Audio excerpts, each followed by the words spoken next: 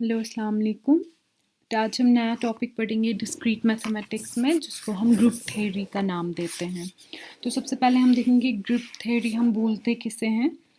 Group theory simply mathematics का वो branch है जहाँ पे हम एक ऐसे अलजेब्रिक स्ट्रक्चर को रीड करते हैं जिसको हम ग्रुप बोलते हैं। यूजुअली जो ग्रुप होता है उसमें मतलब एलिमेंट्स होते हैं और एक ऑपरेटर होता है। फॉर एग्जांपल अगर टू प्लस से फॉर एग्जांपल 2+3, तो हमें देखना है क्या ये 2+3 जो मैं इस वक्त बोल रही हूँ क्या ये ग्रुप का एलिमेंट है कि नहीं। तो सबसे पहले एक चीज़ को ग्रुप होने के लिए सबसे पहले हमें सेट्स का इस्तेमाल करना है। मैं आप लोगों को एक एग्जांपल देती हूँ। से फॉर एग्जांपल मैंने एक सेट लिया है नेचुरल नंबर्स का। आप लोगों को पता है नेचुरल नंबर्स हैं फ्रॉम 1 अप टू इन्फिनिटी। मतलब जो काउंटिंग नंबर्स हम इस्तेमाल करते हैं these are called as natural numbers 1 2 3 4 5 6 7 8 9 and so on. तो ये हमने एक सेट दिया है नेचुरल नंबर्स का। तो अब हमें देखना है 2+3 बिलोंग करता है नेचुरल नंबर्स को कि नहीं। अगर 2+3 बिलोंग करता है नेचुरल नंबर्स को, तो ये जो 2+3 है ये बन जाएगा एक ग्रुप, क्योंकि इसमें जो क्वालिटीज़ होंगे से फॉर एग्जांपल 2+3 हमें क्या निकलेगा 5। तो 5 भी नेचुरल नंबर्स को बिलोंग करता है। तो दैट मीन्स 2+3 ये हम एक ग्रुप हम बोल सकते हैं कि एक ग्रुप की प्रॉपर्टीज़ को मतलब सपोर्ट करता है, ये उनको फुलफ़िल करता है। तो दैट्स वाई हम बोल सकते हैं कि ये जो एलिमेंट जो रिज़ल्ट आएगा वो ग्रुप ही कहलाएगा। तो इसी तरीके से 2 into 3 जो है वो भी नेचुरल नंबर्स को बिलोंग करता है। तो दैट मीन्स इसने भी वो प्रॉपर्टीज़ होल्ड की। लेकिन अगर हम 2-3 करेंगे वो नेचुरल नंबर्स को बिलोंग नहीं करेगा, क्योंकि 2-3 क्या निकलेगा बेटा आंसर, वो निकलेगा -1। तो -1 नेचुरल नंबर्स में नहीं आता है। सिमिलरली 2/3 जो है वो नेचुरल नंबर्स में नहीं आता है। तो अब जब हम ग्रुप थ्योरी की बात करते हैं, इसमें सिंस ऑपरेटर्स का इस्तेमाल होता है तो हमें ऑपरेटर्स और पोस्टुलेट्स इसमें पढ़ने हैं। सबसे पहले ऑपरेटर्स हम देखेंगे क्या होता है। ऑपरेटर्स और पोस्टुलेट्स जो है ये सेट थ्योरी का भी बेसिस फॉर्म करती है, ग्रुप थ्योरी का भी बेसिस फॉर्म करती है और बूलियन अलजेब्रा का भी बेसिस फॉर्म करती है। तो सिंस हम लोग फ़िलहाल ग्रुप थ्योरी पढ़ रहे हैं, हम फ़िलहाल उसी के बारे में बात करेंगे। जो एलिमेंट्स होते हैं मतलब सेट ऑफ एलिमेंट्स होते हैं किसी भी मैथमेटिकल सिस्टम में, वो हम यूजुअली ऑपरेटर से दिखाते हैं और नंबर ऑफ पोस्टुलेट्स से। तो एक बाइनरी ऑपरेटर, पहले हम देखते हैं ऑपरेटर क्या है। तो एक बाइनरी ऑपरेटर क्यों बोलते हैं, यूजुअली ऑपरेटर दो चीज़ों पे ऑपरेशन करता है। से फॉर एग्जांपल 2+3, तो ये जो प्लस है ये दो चीज़ों पे काम करता है, 2 and 3। तो that's why it's called as binary operator. Binary operator defined on the set of elements is a rule that assign to each pair of elements a unique element from the set. For example, given the set देके है 1 2 3 4 5, we can say ये multiplication दिखा के is a binary operator for the operation. तो that means इस पे दिखाया है set ये है और इनके elements पे जो operation हमें दिखाना है वो multiplication का है। तो दैट इज़ सिंपली ये एक बाइनरी ऑपरेटर है जो हमें इन एलिमेंट्स पे इस्तेमाल करना है। That is an operator. देखो यहाँ पे C एक एलिमेंट दिखाया है, तो C का वैल्यू क्या निकलेगा, इन एलिमेंट्स में से किसी भी वैल्यू को आपस में मल्टीप्लिकेशन करना है। If it specifies a rule for finding C for the pair of AB such that ABC belongs to A। तो इसमें क्या दिखाना है, A और B को मल्टीप्लिकेशन करना है। मतलब ये मैं ऑपरेटर सिंपल समझा रही हूँ जो हम ग्रुप थ्योरी पे अप्लाई करते हैं। तो हम मल्टीप्लाई करेंगे A और B को, रिजल्ट निकलेगा C। लेकिन ये मतलब क्राइटेरिया क्या होना चाहिए, ए भी बिलोंग करना चाहिए सेट ए को, बी भी बिलोंग करना चाहिए सेट ए को और सी भी बिलोंग करना चाहिए सेट ए को। दैट मीन्स इनका जो प्रोडक्ट निकलेगा that must be equal to some element that will be the member of set A. इसी तरीके से जो पोस्टुलेट्स है ये सिंपली होते हैं, एक्सियम्स हो सकते हैं, थ्योरम्स हो सकते हैं, मतलब जो किसी पर्टिकुलर टॉपिक के बारे में बोली गई होती हैं, जो लॉज होते हैं, थेरीज होते हैं, विदाउट मतलब एक्चुअली प्रूविंग। जब हम कोई स्टेटमेंट लिखते हैं कि ये इस मैथमेटिकल सिस्टम में अप्लाई होता है तो दैट मीन्स वो बन जाता है उसका पोस्टुलेट। तो पोस्टुलेट्स बहुत सारे हैं, हम पहला पोस्टुलेट देखते हैं क्या है। तो सबसे पहला है क्लोजर, ये ग्रुप थ्योरी के बारे में है बेटा। क्लोजर हमें क्या बोलता है, A set is closed with respect to binary operator if for every pair of elements in the set the operator finds a unique element from the set. For example, देखो example से आप लोगों को समझ आएगा. यहाँ पे एग्जाम्पल दिया है set 0 1 2 3 4 5 and so on. That means ये चलता रहेगा, इन्फिनिटी सेट है. तो ए सेट में है from starting from 0 1 2 3 4 5 and so on elements. अब दिखाना है हमें सेट है क्लोज्ड अंडर बाइनरी ऑपरेशन. कौन सा? Multiplication. Because for the operation C equal to A into B for any A B belongs to A the product C also belongs to A. किस तरीके से? देखो अब ये दिखा के है क्लोज्ड, क्योंकि देखो अगर मैं इनको मल्टीप्लाई करूँ ना किसी भी नंबर को आपस में, फॉर एग्जांपल 0 को 1 से करूँगी, वो क्या निकलेगा?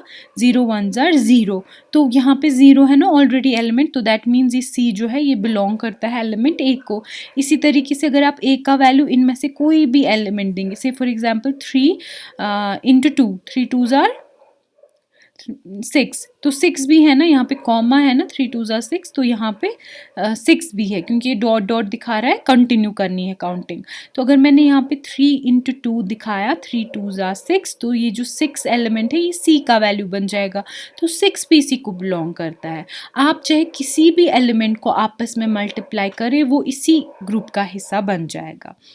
लेकिन अगर हम डिविजन देखें, जब हम डिविजन देखेंगे, ज़रूरी नहीं है हमेशा, वो कभी आ भी सकता है, ये ज़रूरी नहीं है हमेशा नहीं आएगा, कभी आ भी सकता है. से फॉर एग्जांपल 4 डिवाइडेड बाई 2, अगर मैं यहाँ पे 4 डिवाइडेड बाई 2 करूँ तो यहाँ पे C में 2 आएगा, उस वक्त तो ठीक है, 2 2s are 4, तो उस वक्त ठीक है, उस वक्त वो बिलोंग करता है सेट A को. लेकिन से फॉर एग्जांपल मैंने किया है 5 डिवाइडेड बाई 2, तो उस केस में मुझे पॉइंट्स में आंसर निकलेगा, और यहाँ पे मैंने रियल नंबर्स का सेट नहीं बनाया. That means this does not qualify, ये अंडर बाइनरी डिवाइड नहीं होता है, लेकिन अंडर मल्टीप्लिकेशन होता है. तो दैट मीन्स यहाँ पे क्लोजर प्रॉपर्टी अगर इस सेट की देखेंगे, अंडर मल्टीप्लिकेशन ऑपरेटर ये क्लोज्ड है, but under division operator it's not closed, क्योंकि ये सेटिस्फाई प्रॉपर्टी नहीं करता है कि जब वो ऑपरेटर इस पे अप्लाई होगा, जो रिजल्ट आएगा वो इसका मेंबर होगा कि नहीं. तो इसके बाद हम देखेंगे दूसरा postulate, that is associative law. Associative law क्या बोलता है? कोई भी ऑपरेटर किसी सेट पे तब एसोसिएटिव होता है अगर फॉलोइंग प्रॉपर्टी वो होल्ड करता है. वो ये है कि x इंटू वाई, ये ब्रैकेट्स में रखने हैं लेकिन, ठीक है, x इंटू नहीं, ये वो ऑपरेटर है, मतलब x binary operator y, binary operator z is equal to x, that operator, और x इंटू z. यहाँ पे बेटा ब्रैकेट बंद है, wait I will correct it. यहाँ पे ये जो स्मॉल ब्रैकेट है ये ज़रूरी बंद होना चाहिए, तभी जाके ये एसोसिएटिव लॉ का हम यहाँ पे बोल पाएंगे. तो हम इसको कंटिन्यू करते हैं. तो ये फॉलोइंग स्टेटमेंट ट्रू होनी चाहिए, तभी जाके हम बोल सकते हैं ये फॉलोइंग ऑपरेटर जो है वो होल्ड करता है एसोसिएटिव लॉ, जहाँ पे x, y और z तीनों बिलोंग करेंगे सेट A को. अब हमने एग्जाम्पल ली है, देखो हमने सेट लिया है 1 2 3 4, तो हम देखेंगे प्लस ऑपरेटर पे. प्लस ऑपरेटर पे हम देखेंगे ये इस पे फॉलो करता है ये प्रॉपर्टी, एसोसिएटिव प्रॉपर्टी या नहीं. हमने x plus y plus z equal to दिखा है x plus y plus z. Say for example आपने x में 1 वैल्यू दिया है, y में 2 वैल्यू दिया है, और 3 में z में 3 वैल्यू दिया है. तो जब हम बॉड मास, आप लोगों को पता है सबसे पहले ब्रैकेट वाला हिस्सा सॉल्व होता है. तो ब्रैकेट में x प्लस वाई है, तो सबसे पहले x प्लस वाई होगा, वो होगा 1 प्लस 2 दैट इज 3, और उसके बाद इसको z के साथ प्लस होगा, दैट इज 3 प्लस 3, वो बनेगा 6. इसी तरीके से यहाँ पे भी होगा, यहाँ पे 1 है, 2 है और 3 है. y में अगर 2 है, हम यहाँ पे 2 प्लस 3 करेंगे तो वो क्या बनेगा? वो बनेगा 3 4 5 and 5 plus 1 is equal to 6, 6 is equal to 6, that means ये ट्रू है ये प्रॉपर्टी। आप अगर ये रफ पे करेंगे ना उससे आप लोगों को ज़्यादा समझ आएगा।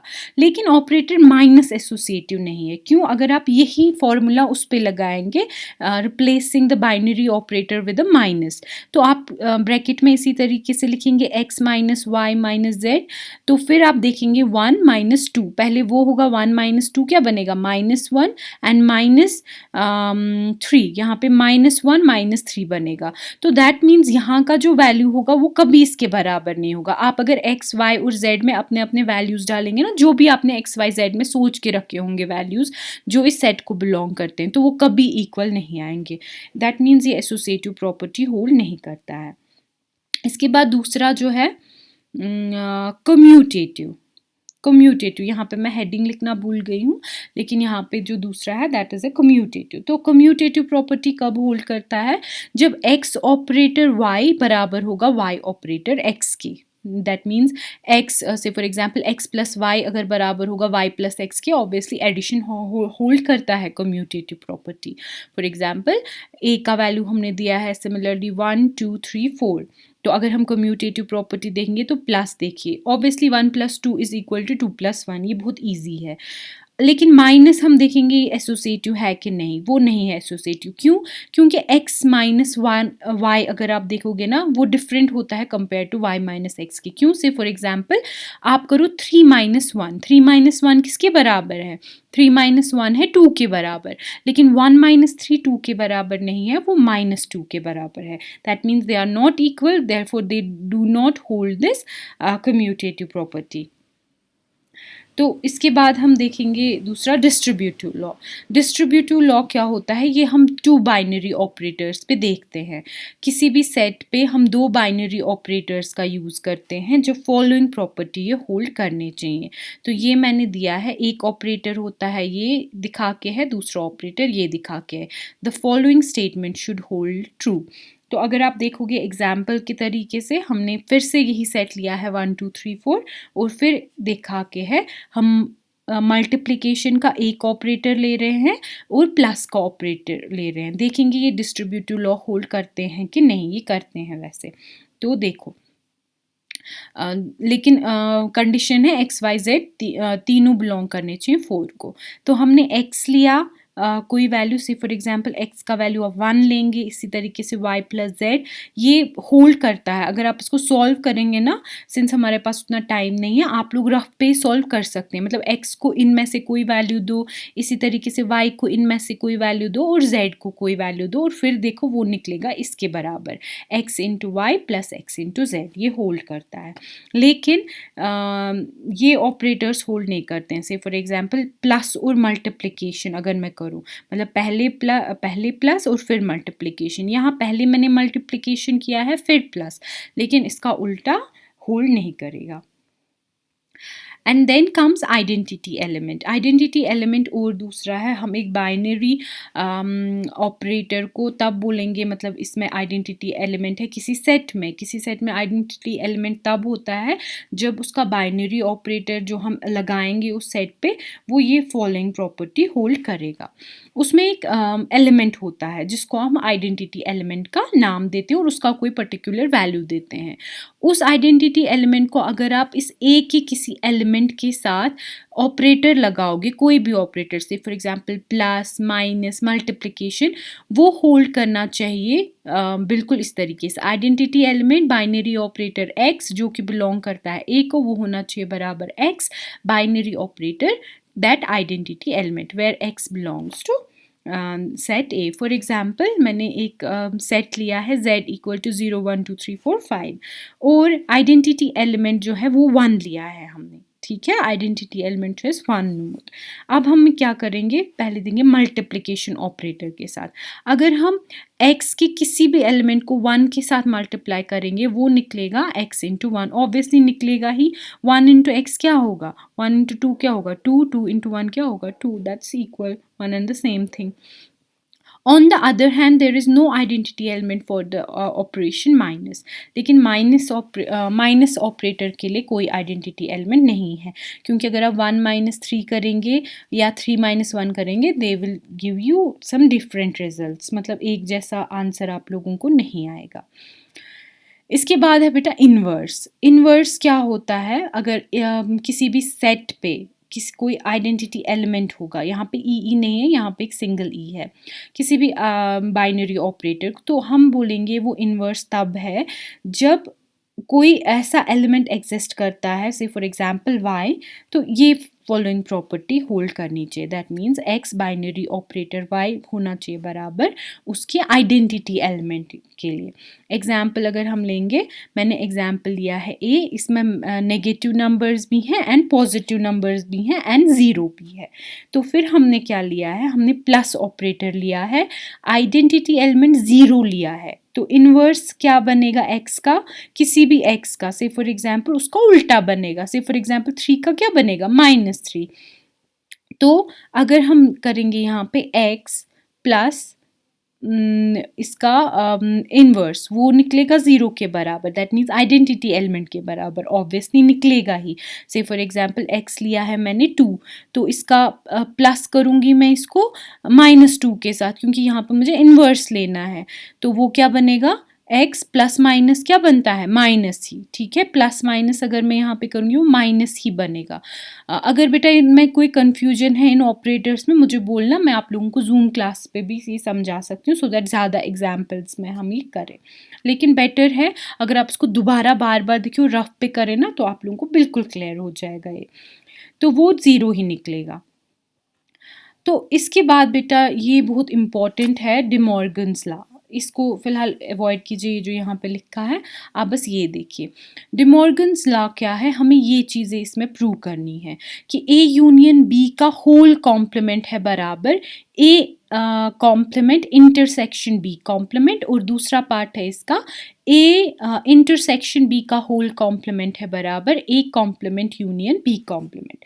तो इसकी एग्जाम्पल दिखाई है, लेट ए सेट, ए के वैल्यूज़ हमने दिए हैं 1 2 3 4, बी के वैल्यू दिए हैं 1 3 5 7, और यूनिवर्सल सेट दिया है 1 2 3 up to 9 and 10, up to 10, दैट मीन्स 1 2 3 4 5 6 7 8 9 10, यूनिवर्सल सेट ये है, और इसी के दो हिस्से हैं ए और बी। तो अब हमें एक कॉम्प्लीमेंट देखना है, ये आप लोगों को वेन डायग्राम से ज़्यादा क्लियर होगा। देखो यहाँ पे मैंने वेन डायग्राम बनाई है, ये जो वाइट है स्क्वायर ये यूनिवर्सल सेट है, इसमें सारे एलिमेंट्स आएंगे, दैट मीन्स यूनिवर्सल सेट में आएगा 1 2 3 4 5 6 7 8 9 10, सारे एलिमेंट्स जो भी यहाँ पे मेंशन करके हैं। ए में आएगा 1 2 3 4, तो ए जो है वो ये वाला सर्कल है, यहाँ पे है 1 2 3 एंड 4। इसी तरीके से बी में आएगा 1 3 5 7, तो इसमें क्या है 1 3 5 एंड 7, बी ये वाला सर्कल है। इंटरसेक्शन में क्या आएगा, ये जो पिंक एरिया है जो ए में भी है और बी में भी है, तो वो आपको पता है 1 और 3 ए और बी दोनों में है, तो इसीलिए मैंने यहाँ पे इनका इंटरसेक्शन दिखाया है। और 6 8 9 10 ना ए में है ना बी में है, लेकिन यूनिवर्सल सेट में है, इसीलिए ये थोड़े बाहर लिखे हैं। एक कॉम्प्लीमेंट में वो सारे एलिमेंट्स बेटा आएंगे जो ए में नहीं है, दैट मीन्स 1 2 3 4 के बगैर यूनिवर्सल सेट में जो भी एलिमेंट्स होंगे वो एक कॉम्प्लीमेंट में आएंगे। इसी तरीके से बी कॉम्प्लीमेंट में वो सारे एलिमेंट्स आएंगे जो बी में है, बी में नहीं है, दैट मीन्स 1 3 5 7 के बगैर सारे एलिमेंट्स, दैट मीन्स 2 4 6 8 9 10, ये सारे एलिमेंट्स बी कॉम्प्लीमेंट में आएंगे। अब ए यूनियन बी में क्या एलिमेंट्स आएंगे, जो ए में भी हैं और बी में भी हैं। ए इंटरसेक्शन बी में आएंगे जो ए में और बी में है, लेकिन जो सिर्फ ए में और बी में नहीं है, मतलब ए और बी दोनों में एक साथ सेम होने चाहिए। ए इंटरसेक्शन, यूनियन में हम सारे एलिमेंट्स लेते हैं दोनों के, इंटरसेक्शन में सिर्फ वो एलिमेंट्स लेते हैं जो सिर्फ ए और बी में कॉमन है। इसी तरीके से अब ए यूनियन बी का कॉम्प्लीमेंट क्या हो गया, जो ये एलिमेंट्स ए यूनियन बी में निकले हैं उनके जो भी ऑपोजिट बाकी एलिमेंट्स बचते हैं वो आएंगे ए यूनियन बी के होल कॉम्प्लीमेंट में। इसी तरीके से A complement intersection B complement में क्या आएंगे, जो ए कॉम्प्लीमेंट और बी कॉम्प्लीमेंट में कॉमन एलिमेंट्स हैं वही आएंगे यहाँ पे। तो फिर हमें देखना है क्या ये बराबर हैं, ऑब्वियसली ये बराबर हैं। देखो यहाँ पे भी वही एलिमेंट्स हैं, यहाँ पे भी, हेंस प्रूव्ड। इसी तरीके से ये जब हम इंटरसेक्शन वाला भी देखते हैं, वहाँ पे भी एलिमेंट्स बराबर हैं, hence proved, that is day Morgan's law. जब हम पढ़ते थे बीसीए में या एमसीए में, मास्टर्स बैचलर्स में, तो ये अक्सर हमारे एग्ज़ाम में आता था। I don't know about you guys, but this is one of the most important laws ये ग्रुप थ्योरी का। तो इसके बाद एक सिंपल सी डेफिनेशन आती है सेमी ग्रुप्स। सेमी ग्रुप हम उस मतलब उस सेट को कहते हैं जिसमें बाइनरी ऑपरेशन होगा, जो ये प्रॉपर्टीज़ होल्ड करता है। ये आप थेरेटिकली याद रखिए, इसकी मैंने कोई एग्जांपल भी शायद नहीं दी होगी। इसमें क्लोजर प्रॉपर्टी होनी चाहिए और एसोसिएटिव प्रॉपर्टी होनी चाहिए। इसके बाद ये एग्जाम्पल भी दी है, इसको आप देख सकते हैं। इसके बाद मोनोइड होता है, मोनोइड में क्लोजर, एसोसिएटिव और आइडेंटिटी एलिमेंट वाली प्रॉपर्टी होनी चाहिए। जो ग्रुप है, ग्रुप में सारी प्रॉपर्टीज़ बेटा होनी चाहिए। दैट मीन्स क्लोजर भी, एसोसिएटिव भी, आइडेंटिटी और इन्वर्स एलिमेंट, चारों प्रॉपर्टीज़ इसमें होनी चाहिए। और साइक्लिक ग्रुप जो होता है, साइक्लिक ग्रुप एक ही सिंगल एलिमेंट स्टार्ट करता है और वो फिर बनता जाता है एक नए नए। यूजुअली जो बाकी एलिमेंट्स होते हैं उसको हम पावर ऑफ जी से जनरेट करते हैं, जी जहाँ पे वो एलिमेंट होता है जिसने ये ग्रुप स्टार्ट किया होता है। जो सब ग्रुप होता है, सब ग्रुप में आधी प्रॉपर्टीज़ होती हैं, ग्रुप में सारी प्रॉपर्टीज़ होती हैं। इसमें जो है जो सब ग्रुप होता है, ये सिंपली होता है सबसेट ऑफ ग्रुप। एक ग्रुप जो डिनोट होता है, से फॉर एग्जांपल यहाँ पे जी है, इसकी प्रॉपर्टीज़ तो ये सेटिस्फाई करता है, क्लोजर, एसोसिएटिव, आइडेंटिटी, इनवर्स, लेकिन होता है इसका सबसेट, पूरे ग्रुप को ये डिनोट नहीं करता है। तो आज ग्रुप थ्योरी में इतना ही बेटा। अगर कोई कन्फ्यूजन हो, ये जो लास्ट की डेफिनेशंस हैं इनको आप बस याद रखिएगा, इनकी एग्जांपल्स सीखने की ज़रूरत नहीं है। Just remember the their definitions, कौन सी प्रॉपर्टी कौन सी होल्ड करता है, that is enough for you. Next topic में हम और पढ़ेंगे। आज के लिए इतना ही। खुदा हाफिज़।